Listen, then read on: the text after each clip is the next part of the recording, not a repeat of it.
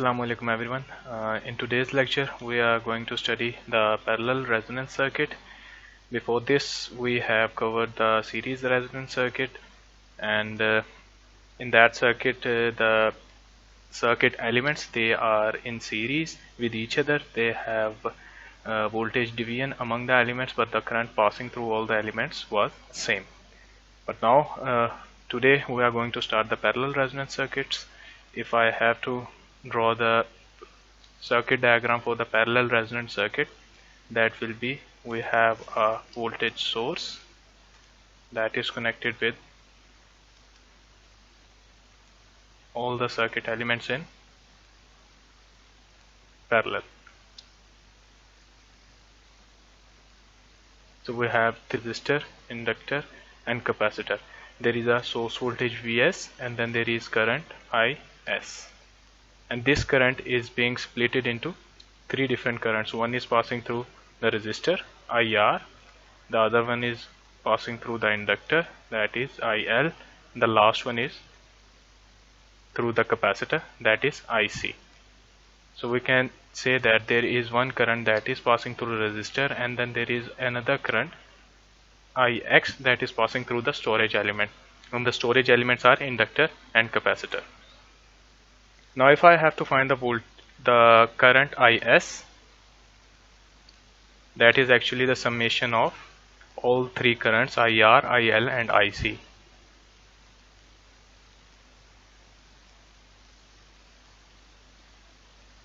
And IR, actually if I have to write it down in terms of voltage, that will be the source voltage into 1 over R. For the inductor current, it is the source voltage into 1 over j omega L. Similarly, for the capacitor current, it is Vs into j omega C. So this is your total current or source current. So the voltage across the resistor, inductor and capacitor, they are equal because all the elements are connected in parallel. Now 1 over R, that is also known as conductance, and it is denoted by G. In the series resonance circuit we were talking about the impedance.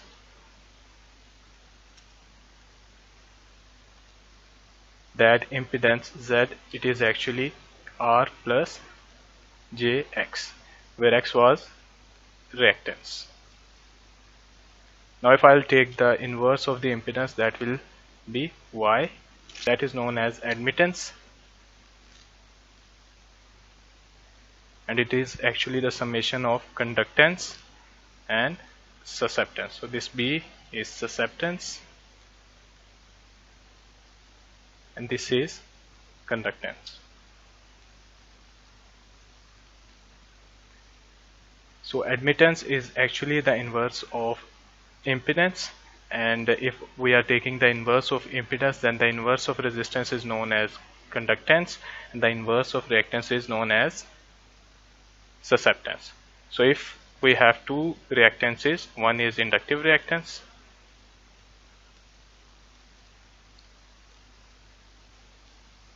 that is XL, it is actually equal to j omega L.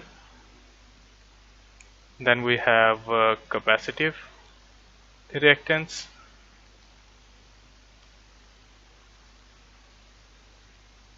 that is XC, and it is actually 1 over j omega C.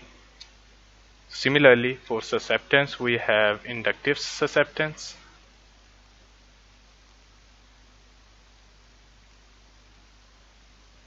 that is actually equal to BL, it's 1 over j omega L. So it is actually the inverse of inductive reactance. Capacitive susceptance, we have BC, it is j omega C. Again it is the inverse of the capacitive reactance. Now what we were doing, we were actually calculating the current Is, source current, which is actually equal to the current through the resistor, current through the inductor as well as current through the capacitor. So Is is equal to Vsg, which is conductance, plus j omega c Vs plus Vs over j omega L. So Vs is equal to G plus j omega c plus 1 over j omega L. So this is your source current equation. And if I will take this voltage to the other side of equality, Is over Vs is equal to G plus j omega c plus 1 over j omega L. And this term, current over voltage, it is inverse of impedance, so this is your admittance.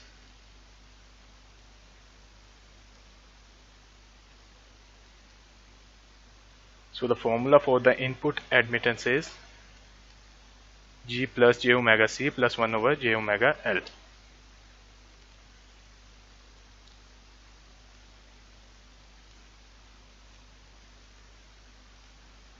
And we call this input admittance because this is the admittance that we will see if we are calculating the admittance at the input terminal. So if I am looking into the network at these 2 points,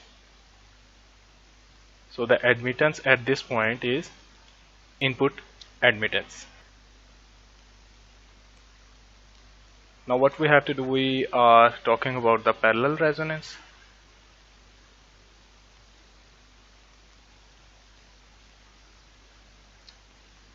From the resonant circuit characteristic, we know that at resonance the circuit becomes resistive.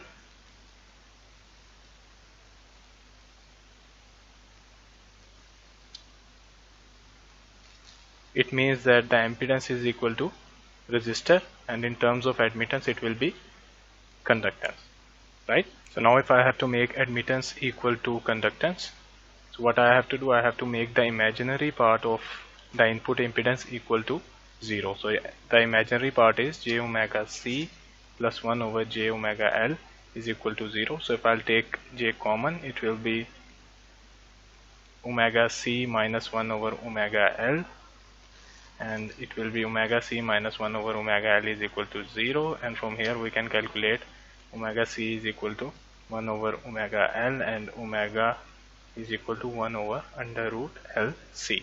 When the circuit becomes resistive, the frequency should have the value that is equal to 1 over under root LC, where L is the inductor and C is the capacitance, and this frequency is known as resonant frequency.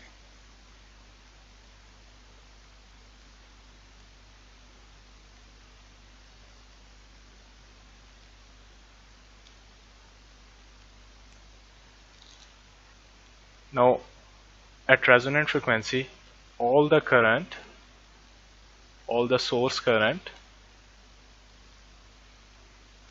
that is Is, will be passing through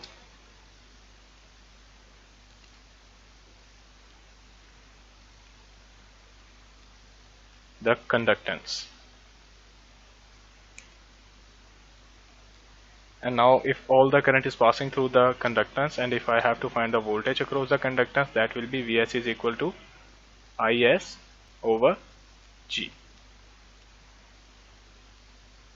And we can also write it as Vs is equal to ISR. So all the current that is passing through the circuit is actually passing through the resistor, and it does not mean that the current through the capacitor and the inductor is actually equal to 0, but it means that they are 180 degree out of phase.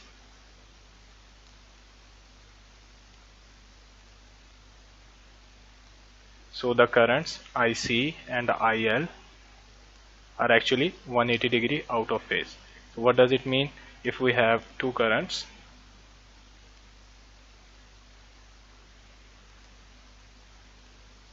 IC and IL, so they will have equal magnitude, but they are 180 degree out of phase. So this is your reference, this is your current IL that is passing through the inductor, and this is your current that is passing through the capacitor. So they are actually 180 degree out of phase, they are not equal to 0. And what does it mean, 180 degree out of phase? there is actually energy exchange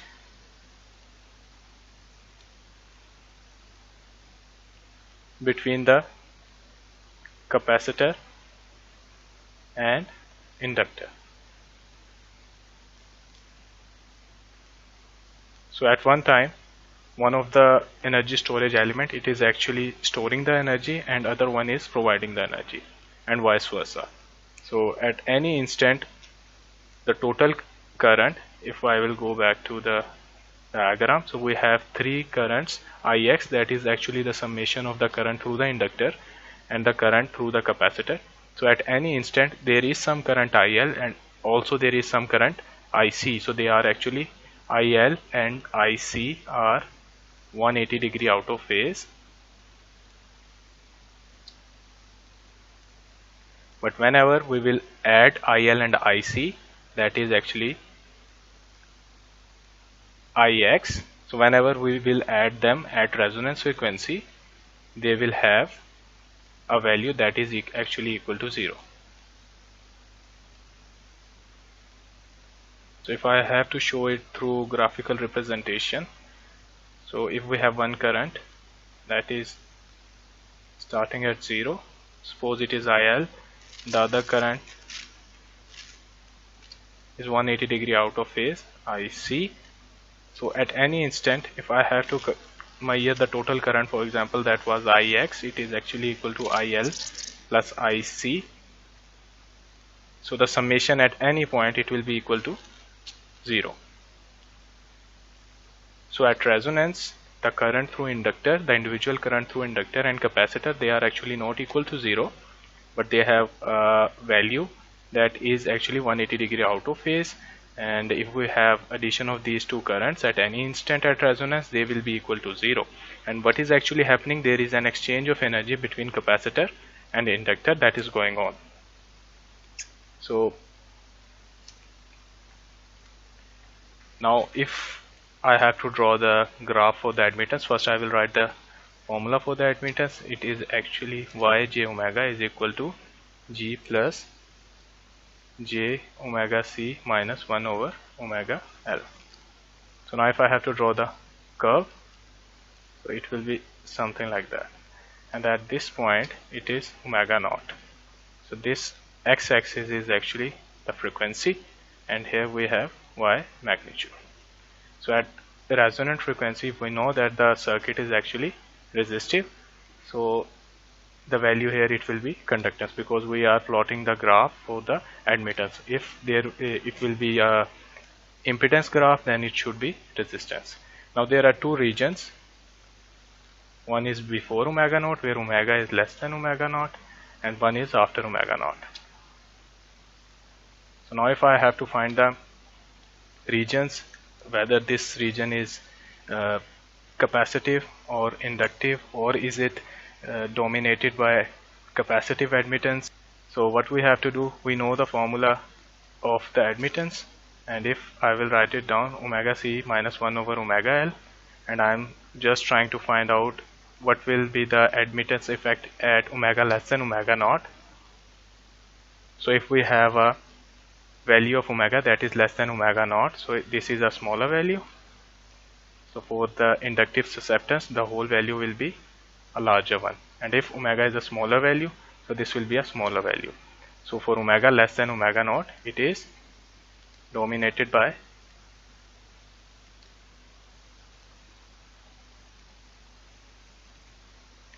inductive part of the admittance.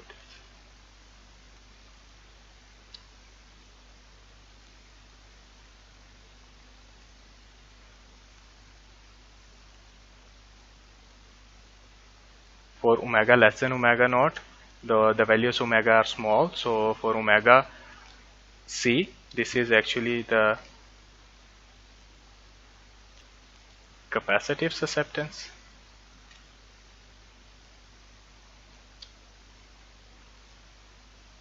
and this value is actually inductive susceptance.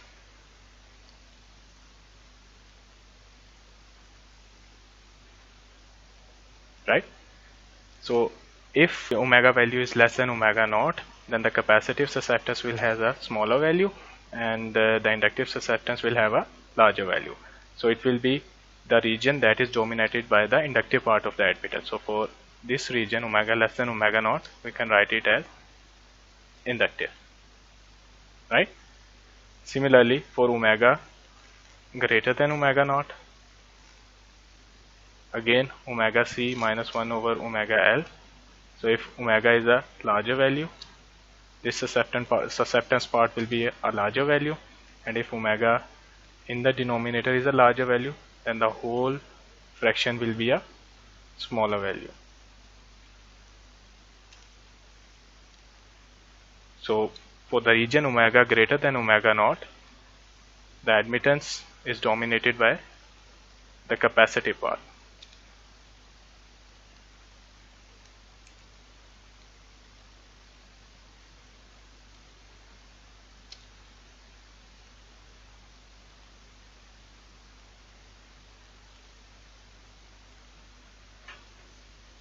So we have omega greater than omega naught, that is capacitive.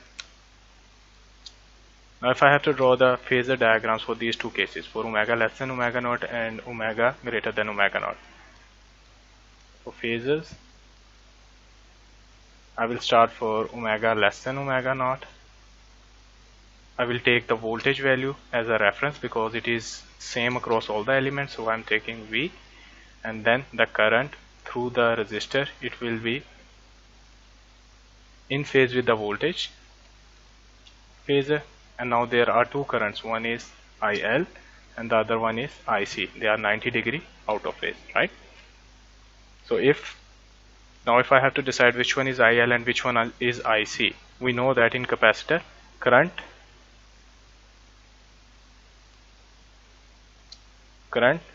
leads the voltage, right? So if current leads the voltage, so this current phasor is actually leading the voltage, so this should be IC and this should be IL, right? For the region omega less than omega naught, if the inductive susceptance is high, so it means that IL will have a larger value than IC. And why? Because inductive susceptance is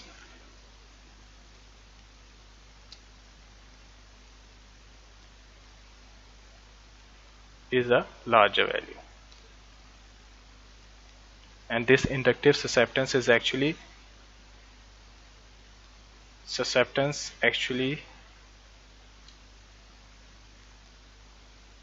measures the ease of current flow. So if the susceptance value is large, it means that the current will easily flow through that element. So if the inductive susceptance is large, so the current IL will be larger than IC. So if IL is larger than IC,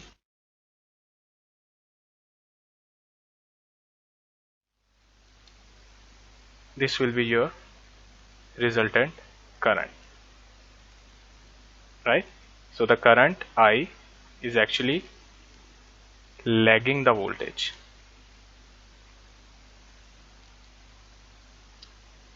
Why? Because the inductive part of the admittance is dominant, so the current I is actually lagging the voltage. So this is a phasor diagram for the omega less than omega naught region.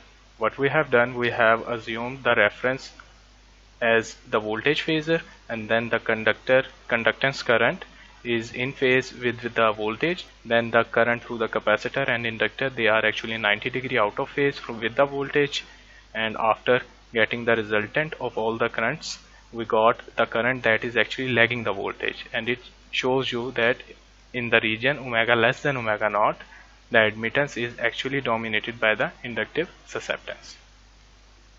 Now if I have to again draw the same phasor diagram for omega greater than omega naught, so starting from the voltage phasor, the current through the conductance, now the capacitive current will be larger than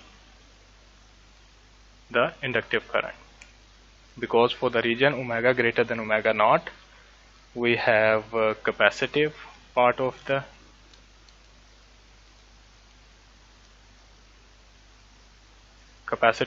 admittance dominating.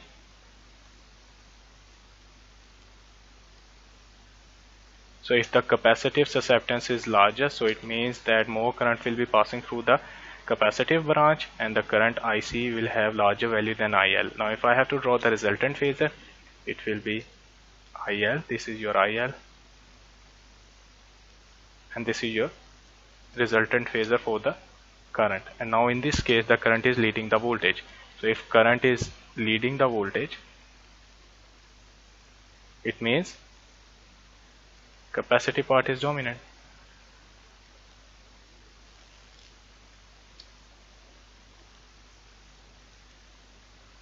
Because it happens in the capacitor in which current leads the voltage. And for omega equal to omega naught, we have again voltage phasor and current Ig, and it is same as I because IC and IL, they actually cancel out, because if I'll just add them up, so this is your IL and they will cancel out each other, and the resultant current phasor will be same as Ig and will be in phase with voltage. So it shows that this is your resistive region.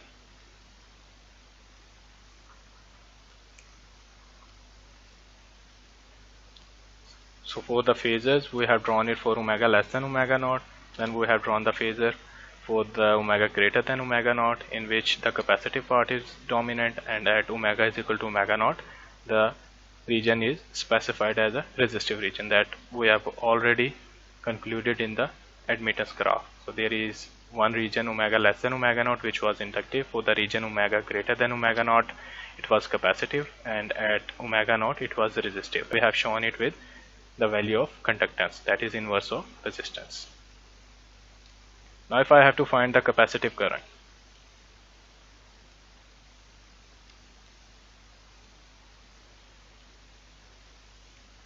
we know that IC, if I will draw the circuit, it is your conductance, inductance,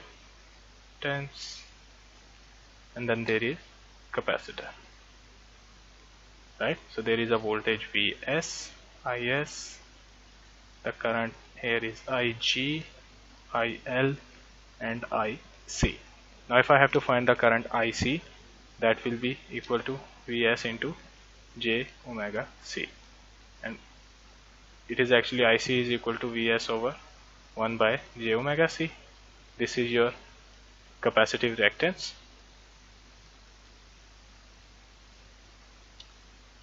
and when we will take this j omega c in the numerator, we got IC is equal to Vs j omega c.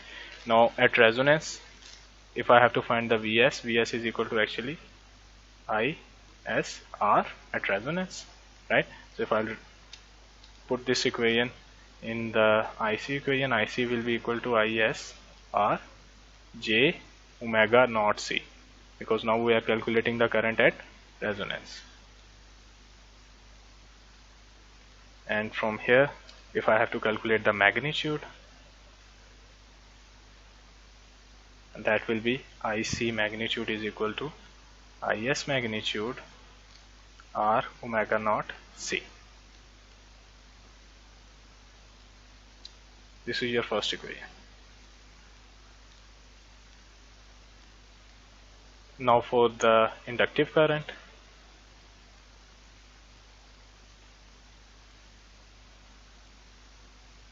IL is equal to Vs over j omega L. So this is your inductive reactance.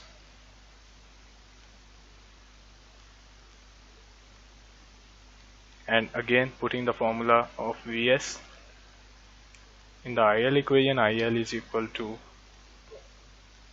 ISR into 1 over omega naught L. Here it was omega. Now for the value of Vs at resonance, it is ISR. So that's why I have replaced omega with omega naught. and IL magnitude is equal to IS R over omega naught L. So this is your second equation. From equation 1 and 2, now we can say that there is a term quality factor that is actually equal to R omega naught C, because this equation is actually equal to this equation, and omega naught C over G. Similarly, R over omega naught L from this equation, and it is equal to 1 over G omega naught L.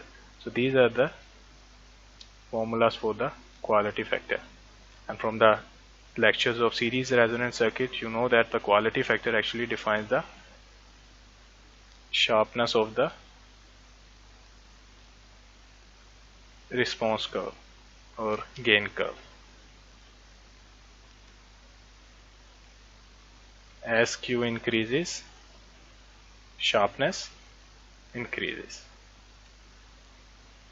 So this was the very basic analysis of the parallel resonant circuit. Now if I have to solve a simple example, and in example we are given with a source voltage that is 120 angle 0 and conductance value of 0.01 Siemens and the capacitance value of 600 microfarad. Inductance is 120 millihenry. We have to calculate the branch currents.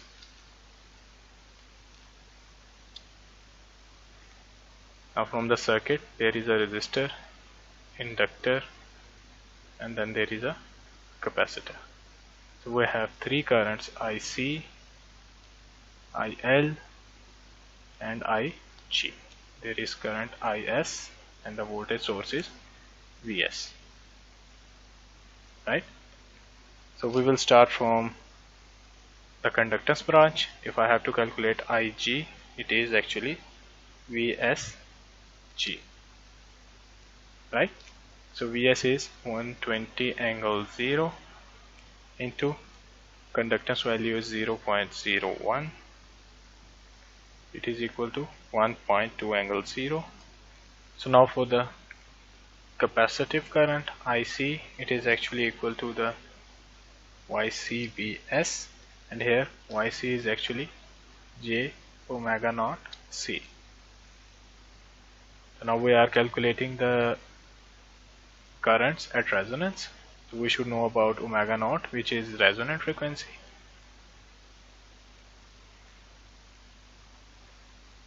And we already know what is the value of capacitance. Now for the value of omega naught is actually equal to 1 over under root LC is equal to 1 over under root 120 into 10 raised to minus 3 into 600 into 10 raised to minus 6. So that will give you the value of omega naught, that is equal to 117.85 radian per second. By using this formula in the admittance, it will give you YC is equal to J 117.85 into capacitance, that is 600 to 10 raised to minus 6. So the admittance value is J 7.07 into 10 raised to minus 2 Siemens.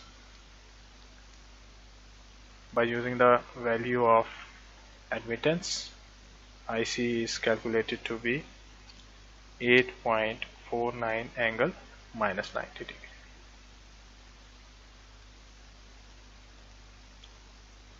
Now for the value of inductive current IL, it is YLVS, and YL is equal to 1 over J omega naught L, that is equal to minus J 7.07 into 10 raised to minus 2 Siemens. And from here the value will become 8.49 angle 90 degree.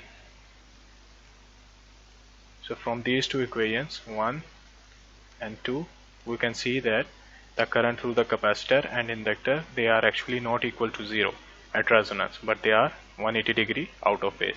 the capacitive current is minus 90 degree and the inductive current is actually 90 degree. So they are not out of phase, they are not actually equal to 0, they are 180 degree out of phase. Now if we have to find the source current,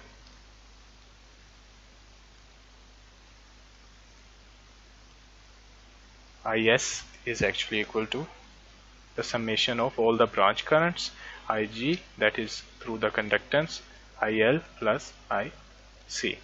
So the IS value will be 1.2 angle 0. So this is the same current as resistor current or the conductance current. So at resonance, the whole supply current is actually passing through the resistor or through the conductance.